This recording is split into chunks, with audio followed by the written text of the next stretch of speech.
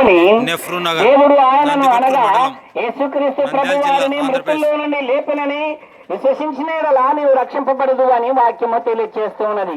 మనకు రక్షణ కావాలనంటే యేసుక్రీస్తు ప్రభువారిని దేవుని కుమారుడని విశ్వసించాలని వాక్యము తెలియజేస్తూ ఉన్నది.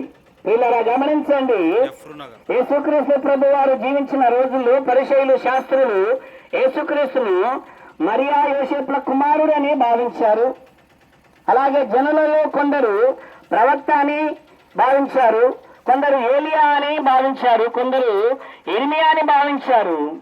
కానీ యేసుక్రీస్తు శిష్యుడైన పేతురు చెప్పినటువంటి మాట మత్తయి సువార్త 16వ అధ్యాయం 16వ వచనము, నీవు సర్వోన్నతుడైనటువంటి దేవుని కుమారుడైన క్రీస్తువు అని తెలియజేశాడు. అనగా మనము దేవుని కుమారుడైన యేసుక్రీస్తుని తెలుసుకునడం ద్వారా మనము నిత్య జీవమునకు వారసులం అవుతూ ఉన్నామనే సత్యాన్ని మనం ఈ వాక్యంలో చూస్తూ ఉన్నాం. ప్రియులారా గమనించండి, యోహాను రాసిన మొదటి పత్రిక 4వ అధ్యాయం 15వ వచనం, యేసు దేవుని కుమారుడని ఎవడు ఒప్పుకొననో వానిలో దేవుడు నిలిచి ఉంటాడు, వాడు దేవుని యందు ఉన్నాడు అని వాక్యము తెలియజేస్తున్నది. మనం దేవుని యందు ఉండాలన్నా, దేవుడు మన యందు ఉండాలన్నా యేసుక్రీస్తు ప్రభు వారిని దేవుని కుమారుడని ఒప్పుకోవాలని తెలియజేస్తున్నది వాక్యము. యోహాను రాసిన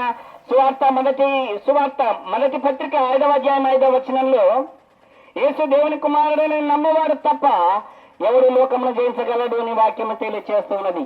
గమనించండి ప్రియులారా, యేసుక్రీస్తు లోకమును జయించాడు. అలాగే మనము లోకమును జయించాలి అనంటే, లోకంలో ఉన్న శరీరాశ, నేత్రాశ, జీవడంబాలను జయించాలి అనంటే యేసుక్రీస్తు ప్రభు వారిని దేవుని కుమారుడని ఒప్పుకోవాలి. యేసుక్రీస్తు దేవుని కుమారుడని నమ్మాలని వాక్యము తెలియజేస్తున్నది.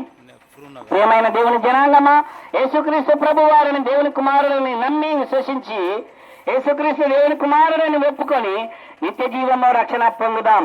దేవుడి అతి కృప విన్న మనకందరికీ దయచేయును గాక. ఆమేన్. ప్రార్థన.